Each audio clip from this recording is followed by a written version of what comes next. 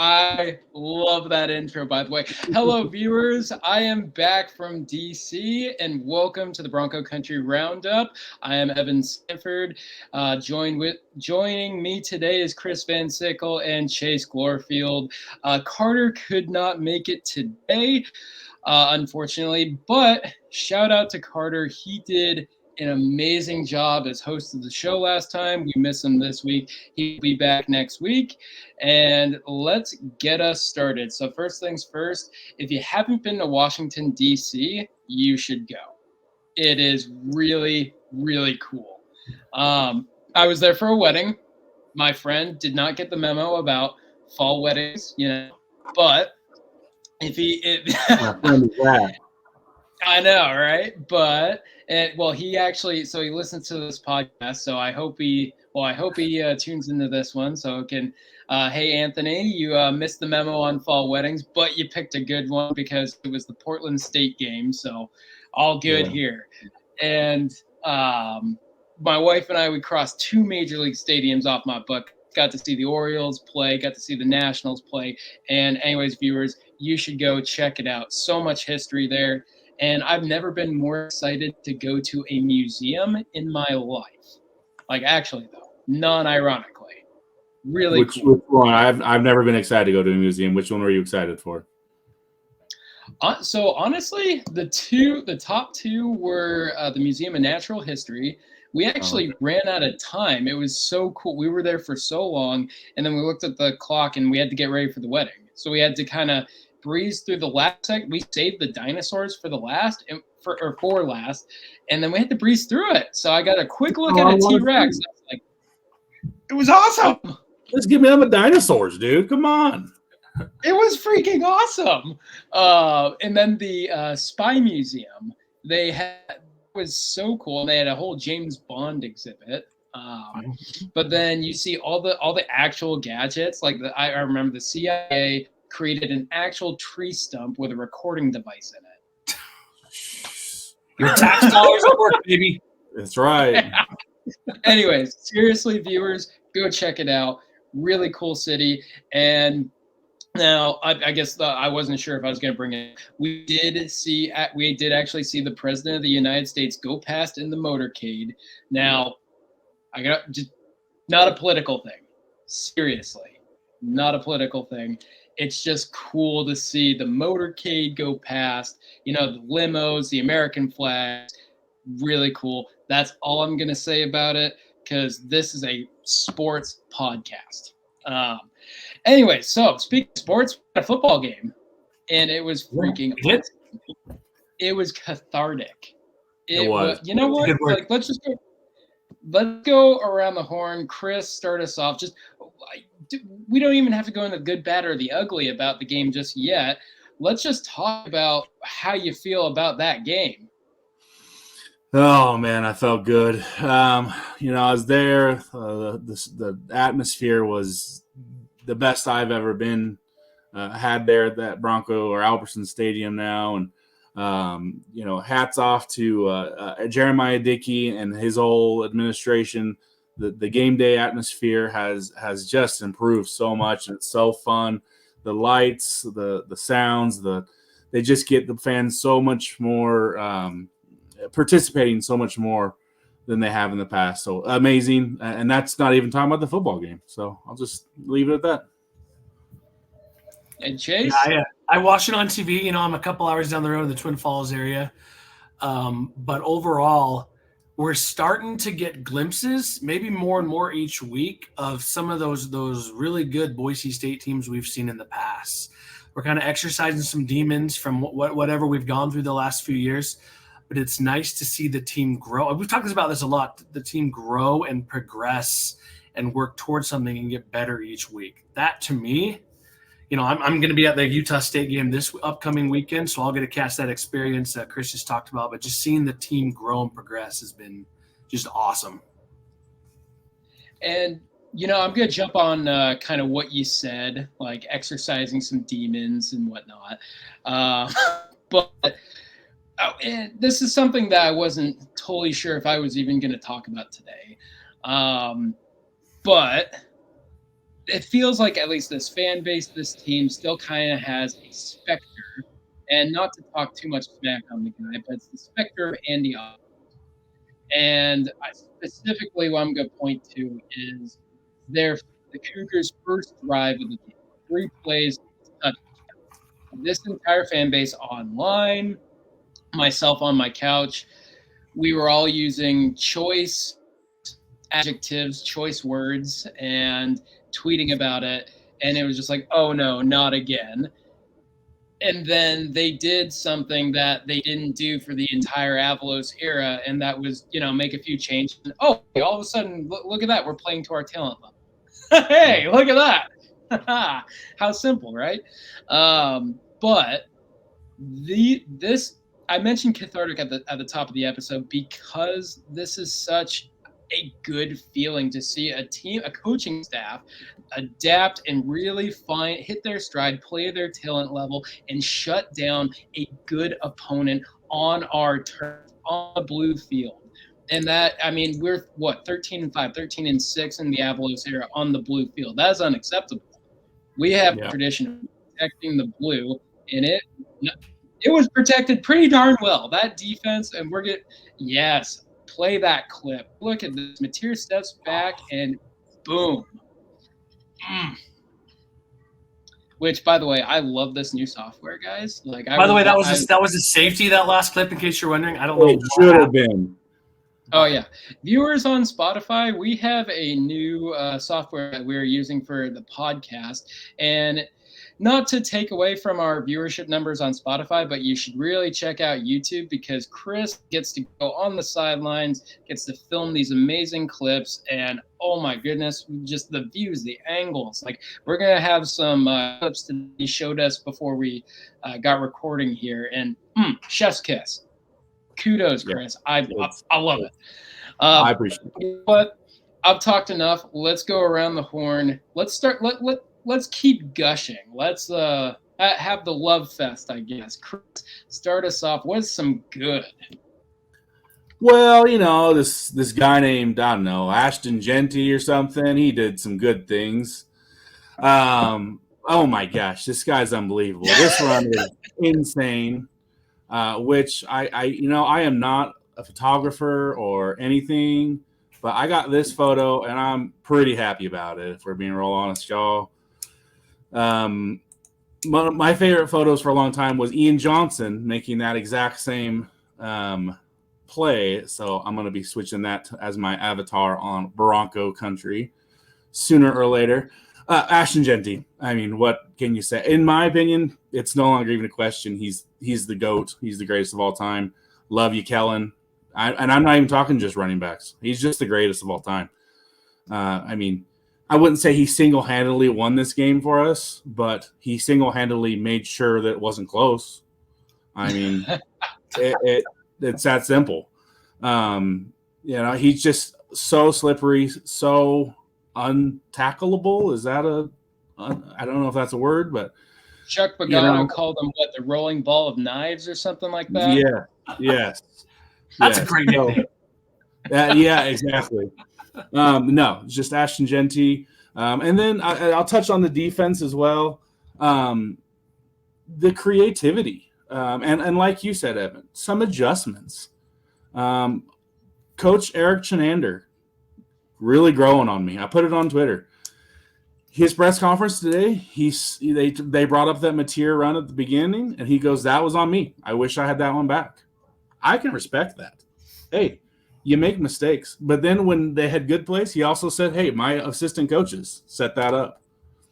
A lot of respect there for Eric Chenander. I thought they did some great things. 8 sacks. They're leading the nation in sacks now. Unbelievable. So there's just a couple. I don't want to take them all. Yeah, and I want to build off what you just said right there, because taking ownership is something in the past 3 years, I've watched a lot of coaching interviews. They used to do that. They used to say, "Oh, that's my bad. That's on me," and then do nothing about it. Mm-hmm. And keep doing the same thing. Yeah.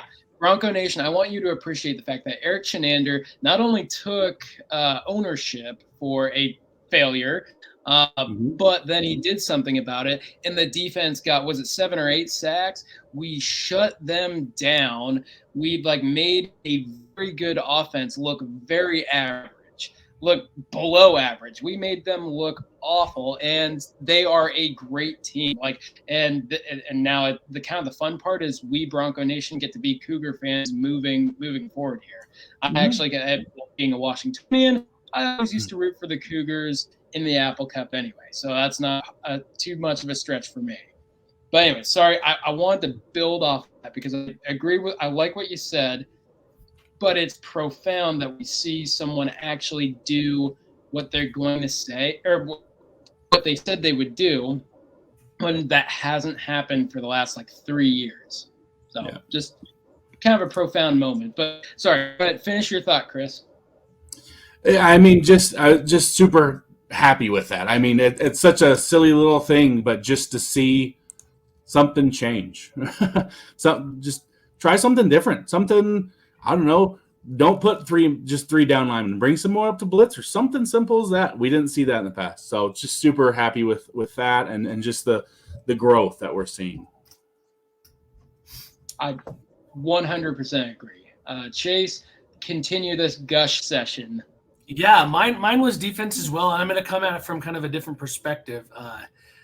That first run by Mateer was a 52-yarder, right? And we saw him gash us, and as Evan mentioned, Twitter blew up with the specter of Andy Avalos, as you said, and everything. But Mateer ended with 28 rushing yards on the night. That was after the 52-yarder. And here's the thing. He's doesn't have a ton of experience. He was a phenomenal athlete. He threw a great ball. He could take off with his legs, right, as we saw. But Boise State adjusted. And when he tried to escape sacks by running backwards and lost even more yardage, and so that contributed to it. But what I liked was after they, I put on Twitter, I said, "Welcome to Blue Hell, John Mateer." TM, trademark. I trademarked that. But toward the end of the game, when you see Rodney Robinson come off a blitz, we had not seen that all night from that edge. So Mateer is like, okay, they got the down lineman blocked. We're good. All of a sudden, Robinson comes out of nowhere and just blasts him. Those kind of wrinkles. And I was critical of Chenander after the Georgia Southern game. Mm-hmm. So I'm gonna eat that crow a little bit right now, at least for this game, and give him all the props in the world for number one, that game plan, and then preparing the defense to play the way they did and adjusting, as you guys have said, after that first run by Mateer. It was phenomenal. That guy's life was miserable on the blue turf. Yeah, miserable. And you guys can correct me if I'm wrong, but one of the ways that at least that I have observed that we're generating pressure is, yes, we have a good defensive line, Jaden Virgin Morgan, Ahmed Hassanin. When they get to the quarterback, that's great, but we're using our nickel corner a lot to bring pressure off the edge, or an inside linebacker, or sometimes both. And it feels like the nickel corner position, specifically Rodney Robinson, he is such a good tackler. He is so good in the run game, just in general. It really feels like they're playing, at least the guys we have in those positions, or in that position, to their strength. So I don't know. That's just my observation from that. Well, and I saw some pre-snap shifts, which I think a lot of teams do that now, but it was enough of a wrinkle. I think their linemen were just maybe half a step slow sometimes to get out and block our guys because of those shifts. Just small things like that made a huge difference. And leading the nation in sacks, this was Hassanin's breakout game for the season. I think he was possessed on Saturday night. Him and Jaden Virgin Morgan both. I mean, when you have those ends working the way they did like that, things go well for your defense. Yeah, even Herbert Gums got a sack. I love Herbert Gums in there getting a sack. Sorry, Evan. Go ahead. I didn't mean to Oh no, you're good. The linebackers, they were spying Mateer as well. Specific commentators specifically called out Marco Notriani for just an excellent job. Mateer trying to roll out, and I don't know what they called it, kind of like a delayed thing, but it was beautiful. Again, they made John Mateer's life a living blue hell. TM. Hell on the blue. I love that. But one of the other things I really liked was the ability of our secondary. In the times when Mateer did have time to pass, they stuck with those receivers. I do wish at times they would turn their head, because we got our first interception. Game 4, we got our first interception of the season, but it feels like there have been plenty of opportunities to get more. Just need to turn that head a little bit. But I'm not going to – that's kind of splitting hairs a little bit. Their number 2, that Williams guy, he was fast. He was a tough cover all night. Yeah. He was. And then did they have a UW transfer, Meredith? They were hitting him on a lot of like short routes. Short stuff. Yeah, he got dinged up a couple of times, but yeah, he was a tough one in space too. I will say our defensive line did an awesome job making their running game look absolutely mediocre. Mm-hmm. Mediocre at best. I don't know what their total rushing stats were, but not great. All right. But that is the gush session. What were some of the, I don't want to say bad after such a good game, but how about room for growth? Chris, what were some of your room for growth things? Well, my biggest room for growth is still going to be within the passing game. Oh,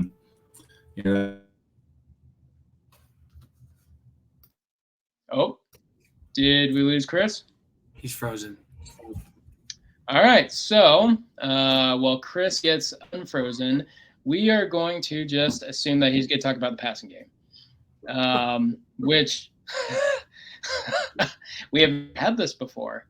We have we have a little bit of a technical difficulty here on the Bronco Country Roundup. So you know what? We're just going to power through.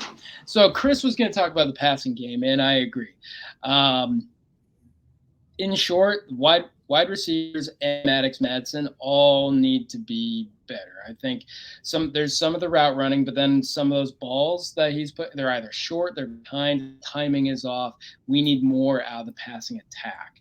And I'm not going to sit here and there's plenty of people on Twitter beating up Madsen. And Chris said he just lost his internet connection, so he will be back here momentarily. Hopefully, But Chase, how do you feel about the passing attack? Well, it's nice to see Louder and the tight ends get involved, but it shouldn't be, nor does anyone want it to see at the expense of the wide receivers and the rest of the passing game, right? Like Camper's still being the study, still doing his thing, but they're just something's off. I don't know if it's the timing between Madsen and the receivers, if the defense is kind of rubbing guys off their routes a little bit, and so it's just but there's some sort of miss or disconnection there that it just leaves a lot to be desired.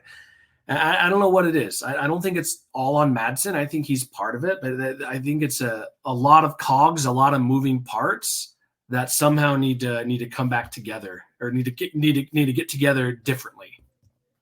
Yeah, I mean, honestly, just watching the game, it does feel like there's a disconnect. Timing is off. With the wide receivers, at least from just general observations, it's felt like some of the route running and the timing there hasn't been as crisp as it could be. And so they're not helping out their quarterback as much. But then, of course, with Maddox Madsen, if you don't have the strongest arm in the world, he does not have a cannon for an arm. And that's okay. Kellen Moore didn't have a cannon for an arm either. In college, you don't need to have a cannon for an arm, but you better be accurate and you better have timing. And so they specifically got him out on the bootlegs, out quick hitters, and he just whiffed. And he hasn't hit. I'm gonna call them deep balls with air quotes, because Maddox uses a lot of touch to deliver deeper passes, but these are really just mid to deep routes. And he's really only hit, I think, the one against Georgia Southern, and we had one against Oregon maybe in the first half, and then things tightened up. I haven't seen him. Well, granted, I was at a wedding, so I missed a good chunk of Portland State, but I haven't really seen him hit a deeper route. And that is kind of a problem, And, The defense can look. it's a step or two off from the receiver, whether it's the receiver or Madsen or the route or whatever it is. It's a hair off, but those small details make a big difference for the overall, the macro product that we're seeing. And now through game 4, we are 1/3 of the way through the season. That's the first third is gone. And after a whole offseason, the passing attack is leaving a lot left to be desired. It is just, it's not there. And it's okay because we have this amazing run game. But if we go, let's say Boise State runs the table. Let's just say that we win the Mountain West Conference, we beat Oregon State, we get that playoff bid. Now we're playing against presumably one of the best teams in the country that is going to be able to zero in on Ashton Jeanty. And even if Jeanty still rushes for 100 yards off that team, if we can only pass for 60 or 70 yards, that's 170 yards of total offense. Yeah, it's not going to get the job done. There he is. No. And welcome back, Chris. Well, viewers, we have history. It is our first technical difficulty on the Bronco Country Roundup. So be proud. You witnessed history. Yeah. Well, Chris, we covered the passing game for you. Good. And we're talking you. So I know that you were wanting to talk about the wide receivers a little bit, and I think I tried to cover that a little bit. But go ahead. We talked a lot about Madsen, how it's not as effective as we would like it to be, at least in terms of his passing. But then with the wide receivers specifically, what are you seeing? Well, so the word that I thought about a lot today was explosive.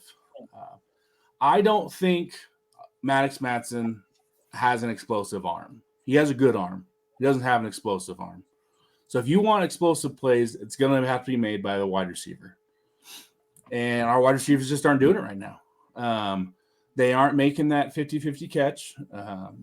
Austin Bolt, come on. I would love for you to have made that sweet catch in the end zone. I know he ended up with a face mask call off it or a PI or something. But it's just a little off. They're just not making those extra plays. And I love Maddox. I love Mad Dog. I'm not at all saying he needs to be replaced or anything. I don't think there's quarterback controversy, honestly. He is what he is, and he's got to have his playmakers make those plays. And Matt Lauder is, obviously. But I think we got to get more from that group that was so talked about in the preseason, and they're going to have to make that play. I think that's going to be the difference, is them taking that step. Now, Chase, did you get any deja vu from that? We were just kind of talking. Yeah, honestly, similar, right? It's kind of funny because viewers, we always like to kind of go in, just talk about what we kind of want to talk about before we record, but we're not fully, we're not scripting anything, but we just kind of said the exact same thing without having prior knowledge of what the other was going to say. So that's kind of fun that we're on the exact same page, thinking the same thing. Yeah. But anyways, you didn't get a chance to go into your kind of bad, I guess. And this is gonna be kind of weird because Jeanty was a monster, right? But outside of him, our rush game needs some help, needs some work. Breezy hasn't played for a while. He came back in, and he's clearly there's a little rust there. Mm-hmm. With Sire Gaines out for who knows how long, we just need some more contribution from some of these other guys.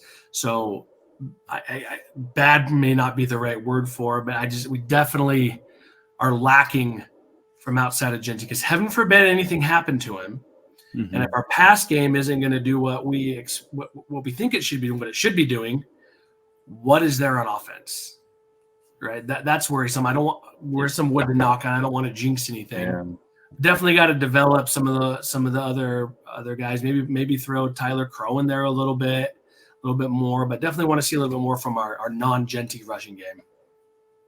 I agree. I definitely agree with that. I was kind of thinking the same thought, but what what I also noticed, like, yeah, Breezy isn't 100%. He made his debut and he's not 100%, but Breezy is also a different type of runner than Jeanty, and the few rushes he got were right up the middle against the loaded box, which is not to his skill set. Yeah. It's very fast, right off the edge. So if they were going to use him, I would have liked to see him be used more towards his strength early on, at least in this young developmental stage of his career. Hopefully he gets a little bit more comfortable running between the tackles at the collegiate level, but for now, it's really strong going off tackle, off the edge. And that Tyler Crow, he got a couple runs in there, gained a few yards, but I'd like to see a little bit more of the fullback. I agree with that. I like what you said there. And maybe even a little more Dylan Riley, right? Throw a little. I mean, that was against Portland State. I mean, I probably could have rushed for a few yards against Portland State. No offense, Portland State. Love you guys. Love you, Vikings. But he showed some good things. He really did. Yeah. So, fun question. If you had an NFL offensive line, do you think in 10 tries you could run for a first down? In 10 tries? No. You've got an NFL offensive line, and you get 10 tries to go 10 yards. Do you think you could do it? I think I could get a positive gain maybe on one of those 10 tries. Yeah. Oh, yeah. Okay. I'll get a positive gain. Not a first down. No. Let's just say they better have the cart ready to take me off the field. Is all. Get the air cast and the cart ready. Yeah, it ain't gonna be pretty. Viewers, you have 10 tries to run 10 yards behind an NFL offensive line. Do you think you could do it? But moving on, I guess my bad for this game is the injuries. Don't love seeing JFR go down like that. Don't love seeing Sheldon Newton get banged up, but he was able to return. Don't love seeing I'm drawing a blank. Who else went down? Can't think of anybody off the top of my head.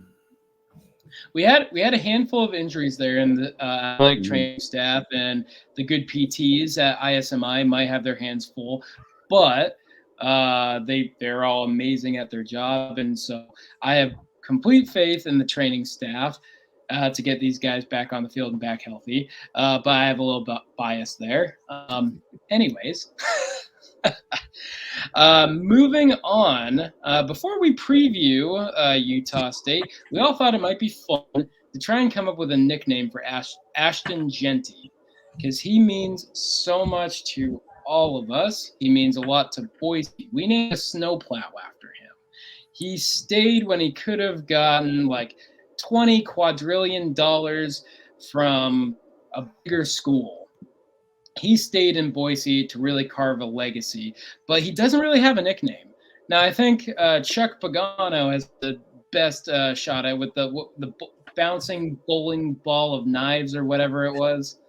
I think that's the best crack at it. But we all thought it might be fun to come up with some kind of nickname for Ashton Jeanty. I know, like, I'm personally partial to old-timey baseball nicknames, so I tried and I failed to come up with something like that.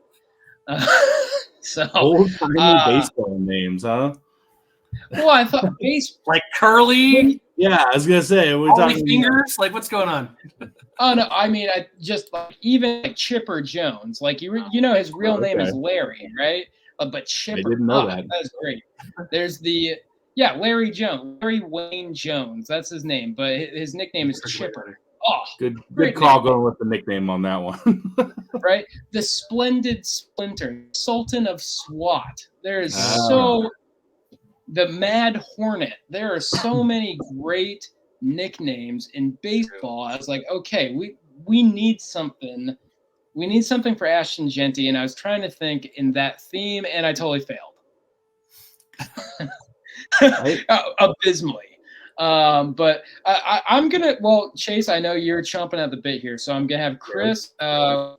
What you come up with? I'll say my failures, and then we'll have Chase round us off. Okay, yeah, I'm glad Chase is going because none of mine are all that good.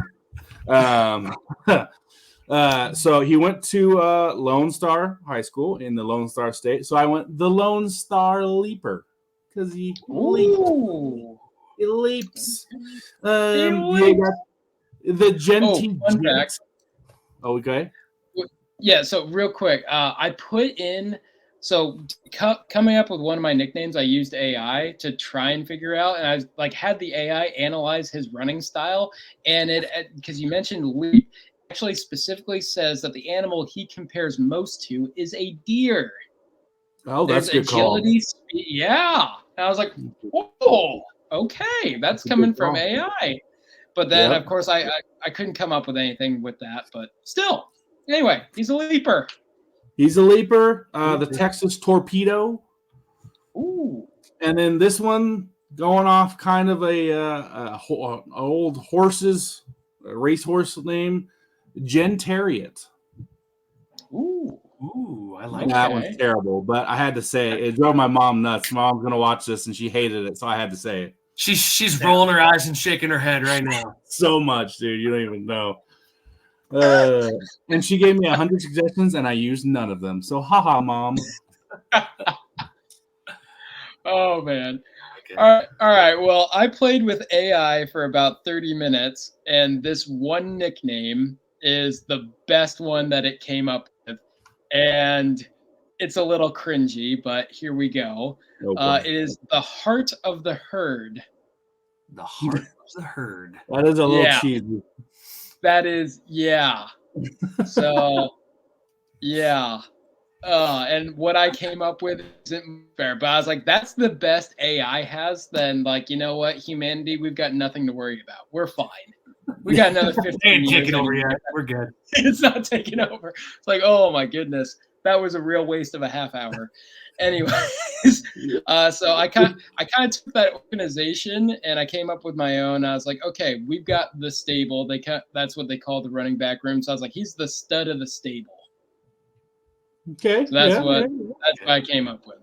That's not bad. All right, Chase, you had a real humdinger. Sounds like. Let's hear it. Well, so first, I was like an animal. Like those are good nicknames, right? I got an animal. And I was kind of looking through animals, and I really like the idea of a honey badger. But we already know that there's a former NFL, what's his name? Tyrann Mathieu. Right? Still in the NFL. He's on the Saints. They're strong. They can take on other animals twice their size. They're kind of a smaller animal, but they're aggressive, right? So that was one I thought of. But then I kept thinking about Calvin Johnson, his nickname Megatron, which is a dope name. That is. And so the one I really liked that I settled with was Thanos.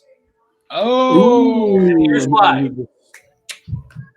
Washington State, in my mind, had the perfect game plan to stop Boise State's offense. They stacked the box and said, Maddox Madsen, beat us if you can.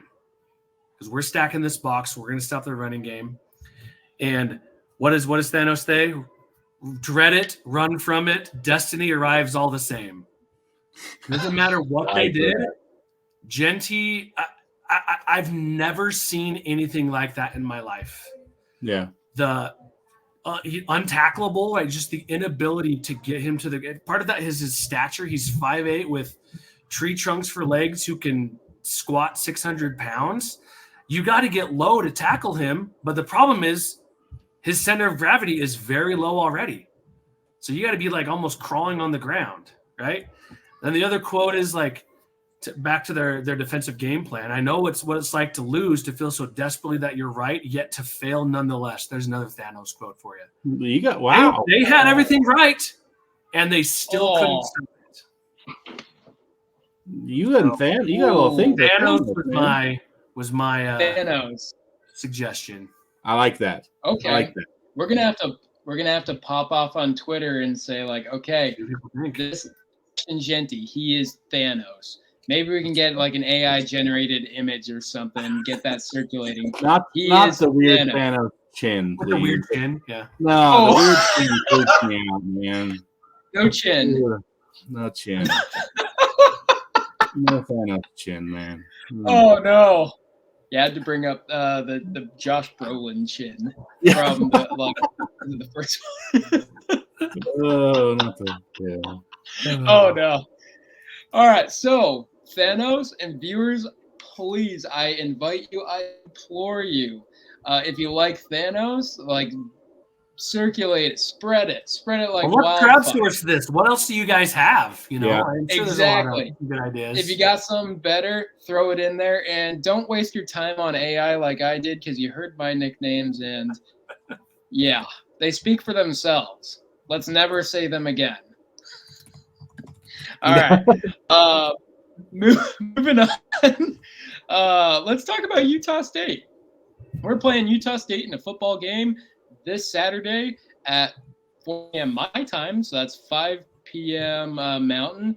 Is it home or away? I'm drawing a blank right here. I'll be there. It's a home. Yep. Oh, excellent! I'm jealous of you guys. Get to enjoy. I need to get back on the blue sometime. Be awesome. Yes, you do. Anyways, I do. Utah State. So our viewers, our focus now for these previews is more or less going to be what we want to see out of our Broncos moving forward. And Chris, in that kind of sentiment, what do you want to see out of the Broncos against Utah State? Well, Chase, you both kind of touched on it, and I kind of want someone else to step into the limelight. I kind of want Jeanty to kind of take a back seat, if you will. I mean, I don't think he will, but can someone else kind of take some of this off his shoulders? Is it whether that's Breezy DeBar or Dylan Riley or Jeanty's? He's not going to last all season running like this. He's got to have some help. And if that's another running back or if that's more of the passing game, I don't know. But get Jeanty his, ho-hum 100 yards and a touchdown, and then let's sit him. And we need to rest him. Dirk Cutter today said that sometimes these guys will know going into the game, hey, I'm probably going to get the ball more this game than others. And this should not be one of those games for Ashton Jeanty. This should be a game where he gets his touches, and then we get him out of there as soon as we can, because he is amazing, and I want to see him all year, not just these last couple of games. So someone else step up, whether that be, like I said, be a running back or the passing game steps up. That'd be awesome to see. But I want to see someone else kind of take the limelight from Jeanty for a game or two. Yeah, I wholeheartedly agree with that. Chase, what do you got? I want to continue to see some growth, like team-wise, right, around the board. Keep growing defensively. I think we're in a good spot. But specifically that the passing game, whether it's a little more creativity, getting some other guys involved, some easier passes. But I would like to see some more consistency, some more connections downfield a little bit. I'm not saying throw a 60-yard bomb down the sideline to Camper, but something a little bit deeper than those kind of the short dink and dunk stuff. A little more progression in the passing game, a little more receiver and quarterback being on the same page. Mm-hmm. That's what I want to see. And honestly, so you kind of took the words out of my mouth with the offense there. I want to see it rise up and get a little. Now, we're going to be a run-first offense. Dirk Cutter said that today. We're still going to be a run-first offense. I want to see a little bit more complexity to the run game, and I want to see someone else step up. I want Boise State to go take care of business against Utah State. This should be one of those games where we do exactly that. Just it's a bit not a business trip. It's a business meeting. Take care of it. Call it a day. Get the starters out of the game. Because Utah State, they're not to be taken lightly, but they're not to be taken heavily either. They are. Evan, I will say Utah State ranks 115th in the nation in rushing defense, giving up 218 yards a game. Yeah. So Jeanty gets 400 in the first half. It is a perfect opportunity to get some other backs in and really sit the stars. But like what you said with the passing game, I want to see them rise up, get their this is the Max Madsen game, but you get kind of another defense that isn't going to put up all that much of a fight like a Portland State. This is a very much a get right game for you. This is a get your timing down, get your composure. I stand by what I said on Twitter that Maddox Madsen is the kind of player that needs a little bit of contact. And so I think better first play of the game, QB run, get him that contact, and then let him settle in and then throw some dimes. He doesn't have to drop bombs, but he needs to be effective 20 yards, 25 yards from the line of scrimmage. He needs to be accurate. He needs to have that timing. That interception he threw against Wazoo, not great. He needs to have if he's not going to have a strong arm or cannon, he needs to have accuracy, and we need to see that against Utah State. Defense. I want to see the defense has come a long way, and I want to see some turnovers. We have talent. We have a lot of it. A wealth of talent, really, that is growing and maturing, and we're seeing them adapt and really improve. I want to see that turn into some turnovers against what is arguably not that great of an offense, not that great of a team. So that's, I don't know. That's our Utah State preview, though. And so now, if Chris is done glitching, we can announce. Oh boy, we might have part 2. Well, he's pixelated. He's pixelated. I don't know. I look fine to me. Okay, well, last week. I mean, as fine as I'm gonna look, it ain't great, but. Well, last week we announced a contest. We're giving away a pack of cards, and today we wanted to announce the winner of that contest. Now I'm gonna wait for Chris to completely finish buffering out before we announce the winner, because I have a pack of cards to open. It looks like we're okay. But Chris mailed me 2 packs of cards, and admit I got a little impatient. I was really excited. I was like, oh, what if I get an autograph? And so in the first pack, I only got 1 notable card. Now I got some awesome. They're all notable. They're all awesome players. But this really cool Andrew Simpson card was kind of animated. That's awesome. That's a really cool animation style, and honestly, the team behind it, I really appreciate just the graphics, and these are really high quality production cards. So go get yourself a pack and just collect them. And anyways, Chris, while I'm gonna open this hasn't been opened. Chris, why don't you announce the winner while I get this ready? All right, I put all the names into my little hat here. Mariners season's unfortunately over, so I can put this hat to bed for the year. And our winner is, you can't see it. It says Clint. Clint. I know Clint. I text Clint sometimes. He's a very nice guy.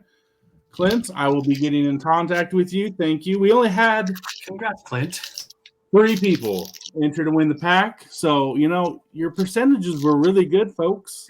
And you know what? We're going to keep doing it. So I hope people see that we're legitimate. I'm going to get this pack of cards right here to Clint and sign up. You had a pretty, well, what would that have been? A 25% chance another person in there. Yeah. So Clint, I'll text him right here in a second. You won. So there you go, Evan. Go ahead. Excellent. So did I hear that right? We're going to do another pack of cards this week? We're going to figure something out. I got to talk to Kevin. Kevin's kind of the boss behind the scenes now. We should talk about that before we leave today. But Kevin, he's going to let me know what we can offer. If you got some things in the works. We've had a little bit of communication conversation about it. So perfect. So listening and watching. Exactly. So stay tuned. We're gonna have more fun giveaways.